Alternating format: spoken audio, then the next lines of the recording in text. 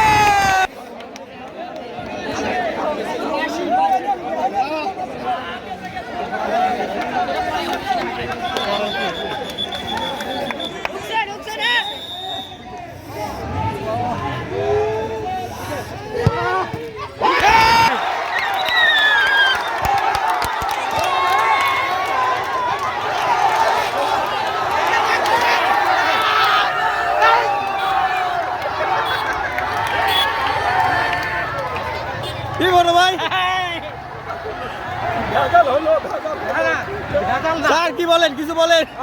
আজকে চত্রাহাট দাখিল মাদ্রাসা বনাম চত্রা কারিগরি খেলা দেওয়া অনুষ্ঠিত হলো স্কুল পর্যায়ে। এখানে চত্রাহাট দাখিল মাদ্রাসা টাইব্রেকারে